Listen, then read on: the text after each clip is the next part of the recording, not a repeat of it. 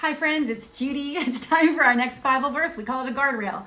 Guardrail chapter 28. Let's take a look at it. He who began a good work in you will carry it on to completion. What a great promise. Say it with me.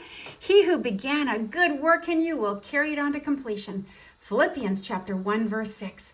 So right here inside the guardrail, we'll remember that. It's our guardrail 28. Now, how are we going to remember where it's found? Philippians, well, look at this one piece of coal.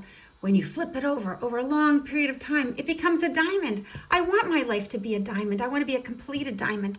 So that one piece of coal is flipping 6 times. That flip, again, that flip is the book of Philippians. Start the flip, 1, 2, 3, 4, 5, 6. It's flipped over and becomes a beautiful diamond. So the clue, when you see that red arrow flipping, that's the book of Philippians. That's kind of fun to remember. The coal is flipping over and over again over time. It's going to take time to become a diamond. So I love this song because it reminds me of this little light of mine. I want to be a light for God. He who began a good work in you will carry it on to completion. Let's try it. Ready? He who began a good work in you will carry it on to completion. He who began a good work in you will carry it on to completion. He who began a good work in you will carry it on to completion. Philippians chapter 1 verse 6. Philippians chapter 1 verse 6.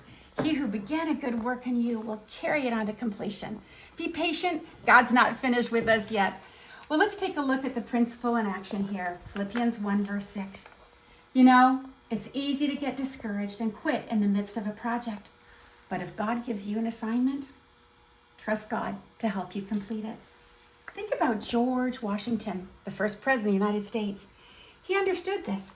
Therefore, he accepted his assignment as commander-in-chief during the Revolutionary War and won even though the odds were against him. The British had more troops, better ships, and more money. Washington's army lacked food, clothing, and ammunition.